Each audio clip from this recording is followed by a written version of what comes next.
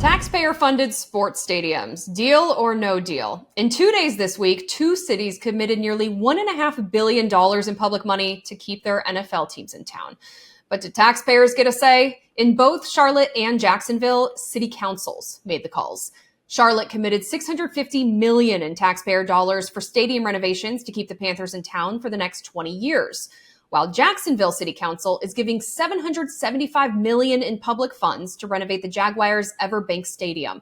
That's in exchange for a 30-year commitment to squash those pervasive relocation rumors. The entire City Council of Jacksonville can fit in the owner's box. The entire electorate of Jacksonville can't.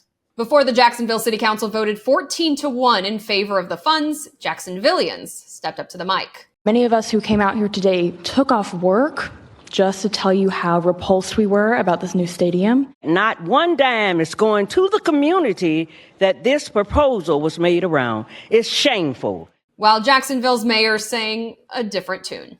We can reach historic, generational progress when we focus and we work together for a singular goal, together. But does it do what she said? Create generational progress? The numbers don't lie. We're talking with sports economist and professor at the College of the Holy Cross, Victor Matheson. The argument to taxpayers when you put up these levels of public funds for a stadium is that the city will get it back in the economic benefit. Do you find that to be the case? Well, so economists who are not associated with the leagues or the teams have been looking at this idea for over 30 years now, and it is the overwhelming consensus of independent economists that spending money on public stadiums, spending taxpayer money, is an extremely poor use of public money.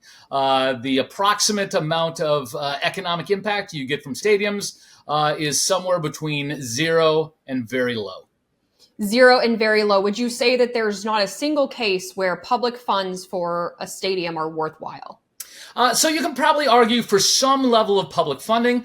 It's a level of public funding that is way below that we're seeing in cases like Jacksonville and Charlotte this year, and the amount that are being proposed for other stadium proposals. For example, a new Kansas City stadium for both the Royals and the Chiefs. So there is a public role for things like infrastructure, certainly putting in millions or even tens of millions of dollars to make sure that people can get to the businesses they want to get to. That's a core function of government. We can also understand that to at least some extent, sports teams are a public good that are enjoyed by everyone, not just the fans of the team. So we have studies of that, about the feel-good effect that a team has. As a matter of fact, we have an academic study on Jacksonville itself, talking about what the feel-good effect was back when the original stadium was built, and it was about $30 million. So in today's money, we would probably be 50, 70, maybe even $100 million you could justify, but nowhere close to the $600 million in subsidies that we've been seeing recently for NFL stadiums. Okay, you've caught my interest. What is the feel-good economics behind it? What goes into that?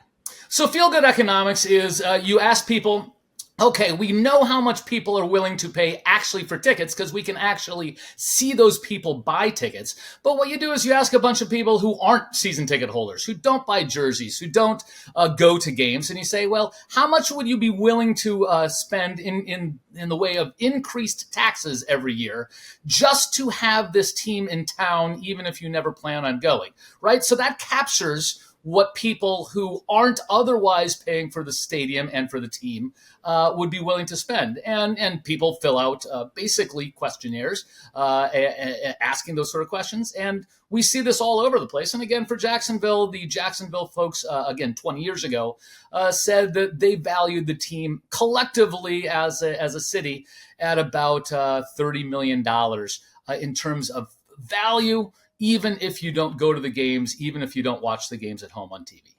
Yeah, and it stretches a lot farther than just the city in question. I was looking into this a little bit more, and especially when public funds are used, and then you add in these like tax-exempt bonds, this ends up being federally subsidized, doesn't it? So someone in Nebraska could be paying for a little piece of a different stadium project that's nowhere near them. Isn't that No, true? even it gets even worse, right? So a deal like the Buffalo Bills, it's not just that someone in Nebraska is paying for the Buffalo Bills. Someone in Boston who's a Patriots fan pays for part of the stadium of their arch rivals. Someone in Boston who's a Red Sox fan pays for part of the Yankee Stadium. So obviously that's great for the Yankees, great for the Bills, not so great for taxpayers around the rest of the country. And Victor, you can explain that phenomena better than I can about why these taxpayers across the country are paying for this too. Right. So sometimes it's just explicit, right? So sometimes the tax subsidies that you're getting for building stadiums are being paid for not just by the city or the county in which a stadium takes place, but might be state subsidies. So that's pretty obvious, right? So in the case of the Buffalo Bills, about half of the subsidy for the stadium came from New York State money. Most of that money is coming from folks on Long Island. Most of that money is coming from folks in New York City because that's where all the money is in New York. It's not in Buffalo, right? It's not in Albany. It's not in Rochester. So that's coming from places outside of upstate New York.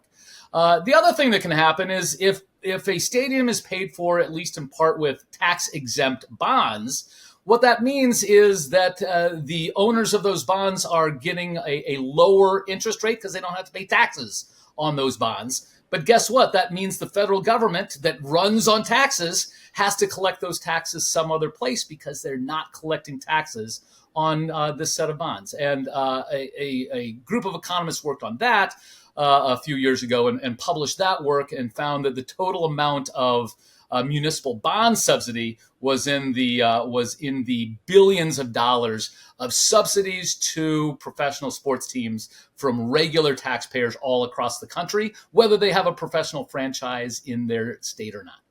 Let's take it back down to the city level here. Why do public funds continue to be used when, to your point, independent economics proves that it's bad economics?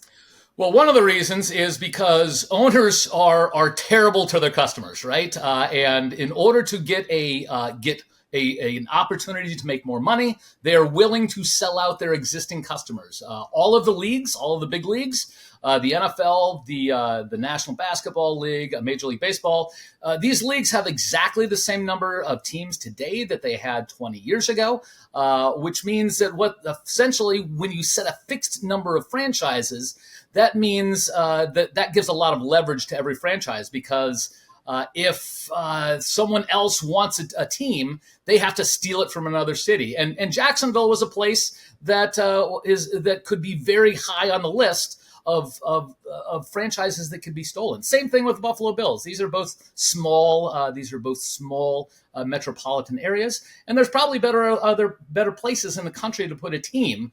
If you were a regular business, you'd just open up a new team there, or a new shop there, a new business there, right? But if you're the NFL, you want to extract money out of local taxpayers by threatening relocation of that team. And that's exactly and explicitly what was done in Jacksonville. The city leaders say we are justifying this not on economic reasons, but because we are terrified that we'll lose this team if we don't give in to the extortion of Shahid Khan, the owner of the Jaguars.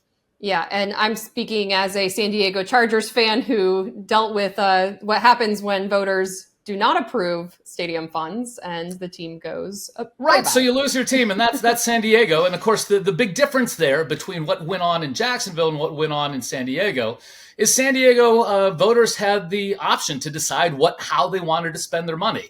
And they said, hey, we love the Chargers, but we don't love spending $1 billion of our taxpayer money to enrich a billionaire team owner. We'd rather spend that money on, for example, a better convention center to keep so that we can continue to have a great Comic-Con. Tony Hawk was there campaigning against the stadium, saying, hey, you'd rather have that money spent on skateboard parks around San Diego than on a new stadium. And so the voters got a chance. But the voters in Jacksonville didn't get a chance because the team owners and the city council, they know that these stadium projects are unpopular. The voters in Charlotte, also another stadium project that was approved this week, they didn't get a chance. So it's taxpayers not getting the opportunity to actually have a say about how their money gets spent.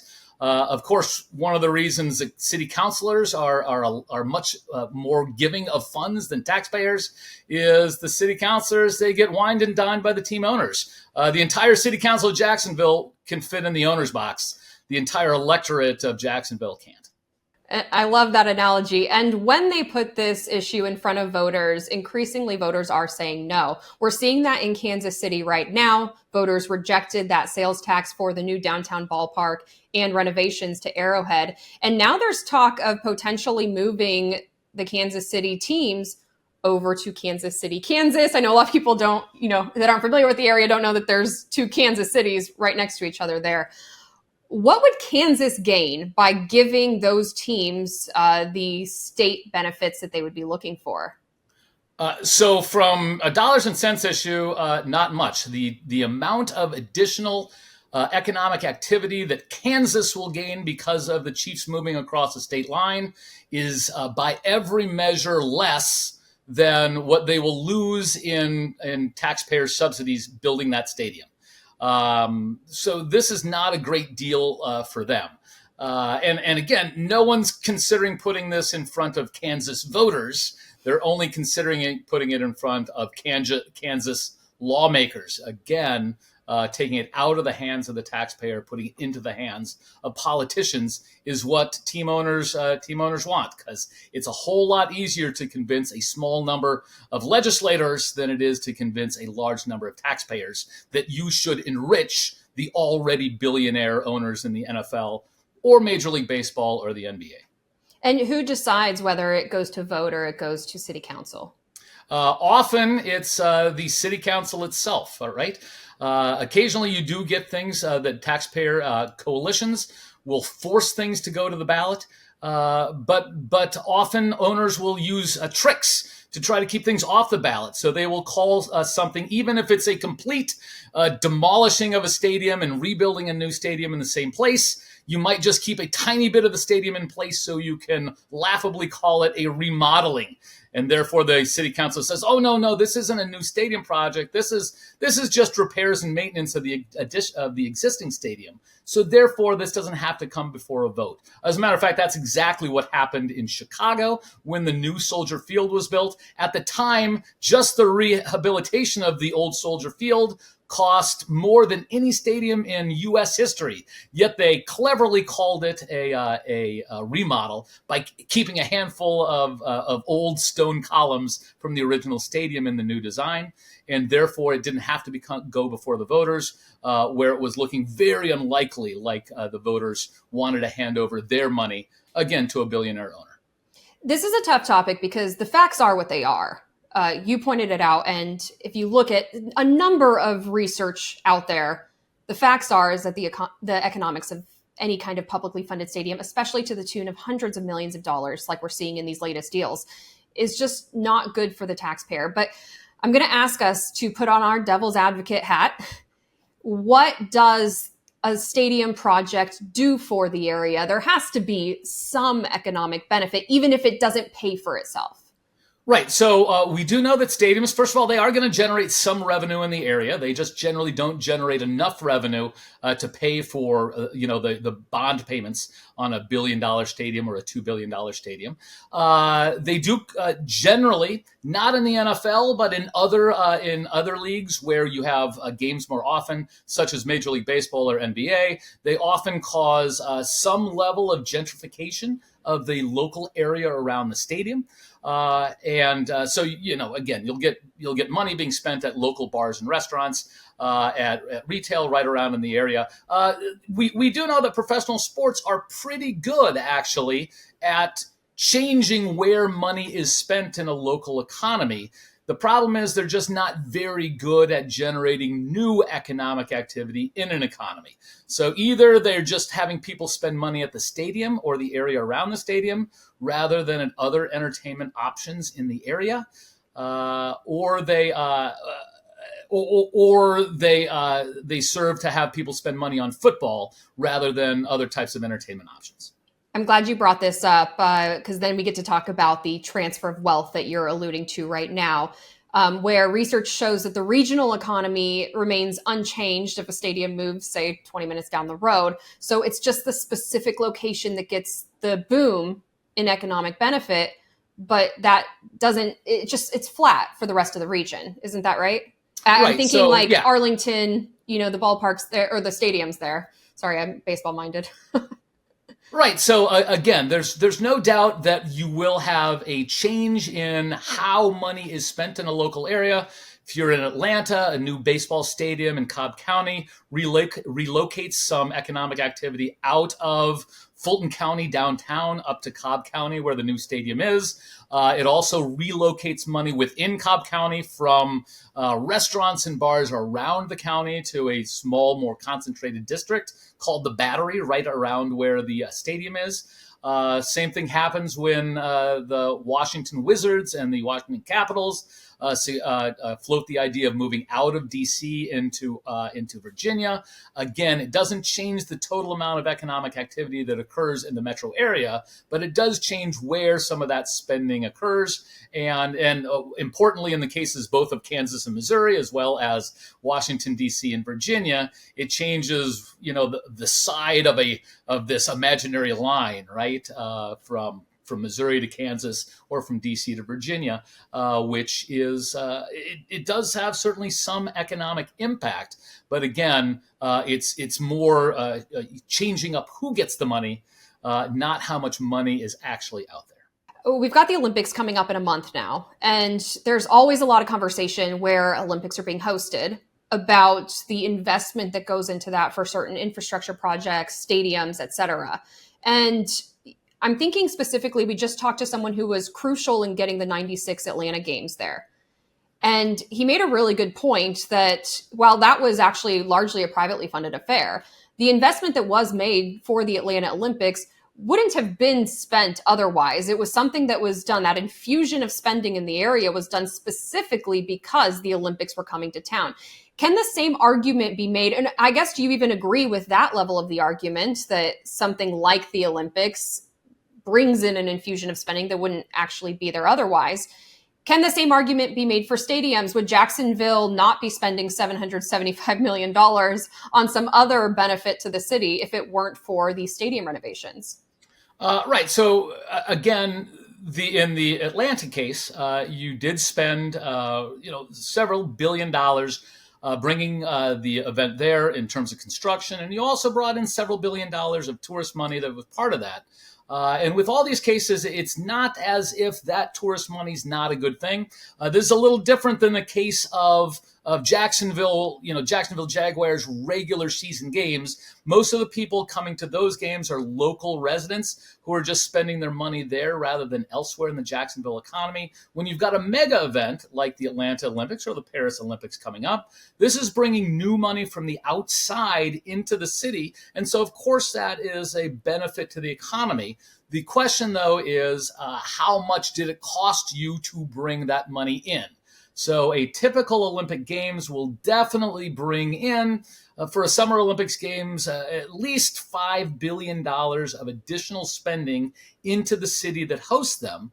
The problem is most of the recent Summer Olympics have cost in excess of $10 billion to host them. So again, no one's denying that you're bringing in a lot of economic activity.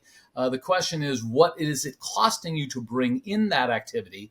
And do you get any sort of lasting legacy? If it costs you more to bring this in than you're getting right away, do you at least get some sort of legacy out of that? And most of the evidence suggests there's not a particularly big legacy either, because in the case of the Olympics, no one needs a 10,000-seat swimming pool after the Olympics is done. No one needs a world-class track facility or a velodrome after all the Olympics fans are gone.